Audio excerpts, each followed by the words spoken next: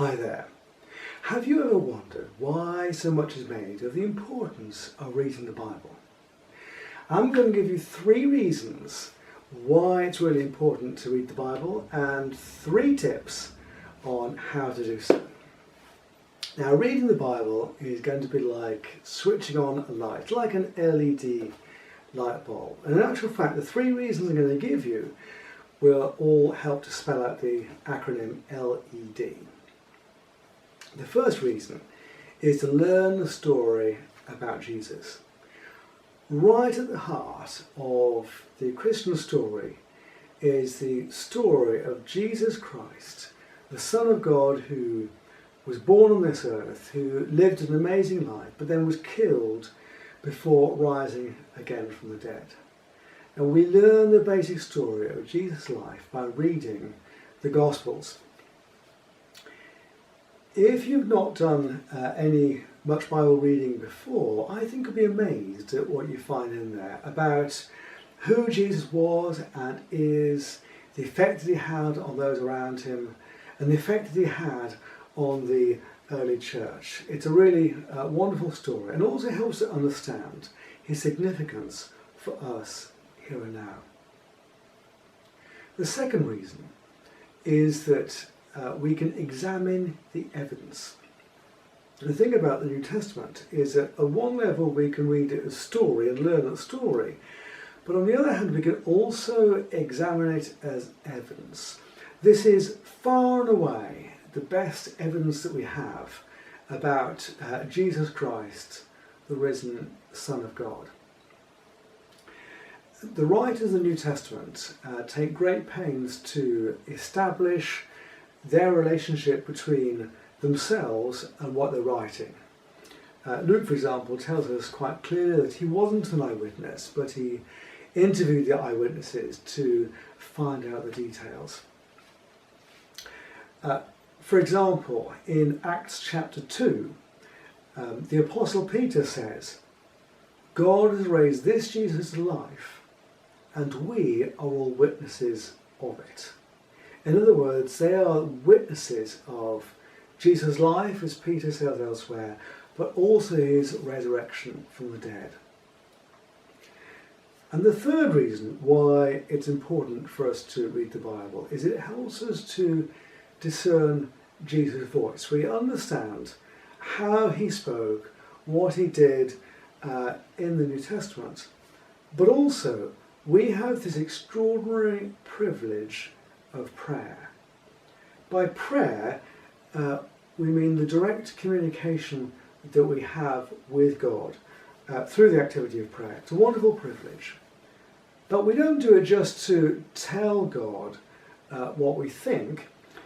We do it in order to open ourselves up to hearing God speaking to us. But how do we do that? How do we know that what we're hearing is from God as opposed to another source? Basically, we learn to attune our ears to how Jesus was and is, his voice that we learn in the New Testament.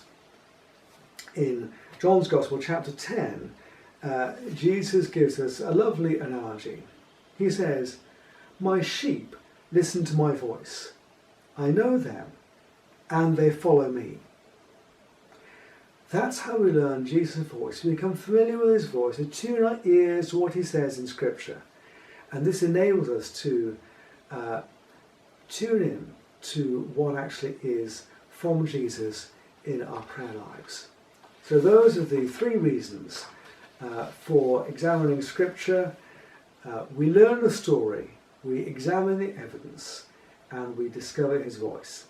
LED, the light switches on. So that was 3 reasons to study the Bible. I'm now going to give you 3 tips to help you actually do so. Some of you listening will already have a reading plan that works for you. If that's the case, I just want to encourage you to carry on doing what you're doing. Maybe 1 or 2 of you are also doing something slightly more ambitious, which is to read the entire Bible in a year. And again, that's a brilliant thing to be doing. I really want to strongly encourage you to carry on doing what we're doing. But for anyone who doesn't have either, I would like to give 3 tips that I think may be helpful. First of all, what I really can't stress enough, get a modern translation. You know, the King James Version was a wonderful landmark in Bible translation several hundred years ago.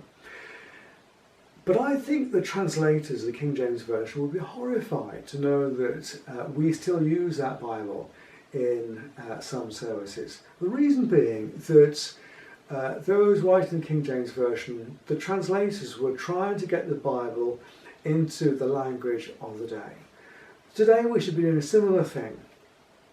3 translations I'd like to mention. The New International Version, NIV, gives a really good standard. It's prides itself on accuracy but also readability, a good balance of the two. The English Standard Version is one that by and large is renowned for its accuracy. If you want something that emphasises more the readability while maintaining a really good standard of accuracy, the New Living Translation is a really good one to go for. There are other good modern translations around. The 3 I'm mentioning are by no means exhaustive, but they're at least a possible starting point. The second thing is start with the Gospel. Any Gospel, Matthew, Mark, Luke or John, it doesn't really matter which.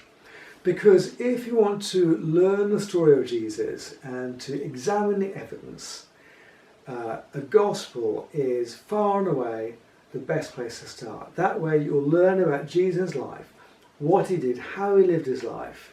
You'll read about his death and his resurrection, rising to new life on that first Easter Sunday. Once you've read the Gospel, you could either read another one, great thing to do, or to read, so to speak, volume 2 of the history of the early church, which is really what the book of Acts is about. It's the history of the early church after Jesus ascended to heaven. It was written by Luke, who wrote the Gospel, and you can take Luke and Acts as 2 volumes of the same work. Acts is the story of the early church, and it's really an exciting read. I strongly recommend it if you've never read Acts before. Thirdly, use study notes. This is something where if you've read the Gospel, read Acts, or you just want something different to give you a bit of encouragement in Bible reading, daily study notes are a real help. The reason is it just helps you to get into a regular daily pattern of Bible reading and the quiet times. Scripture notes usually have a general format. Start with a passage of Scripture, then have some comments by a writer who's got familiar with the passage, and a point of a prayer at the end. Jen and I often use the Explore notes together from the Good Book Company. Really good example. The Bible Reading Fellowship has several options, and you may just find that one of those really works for you. And another one with a really good reputation is Scripture Union's Daily Bread.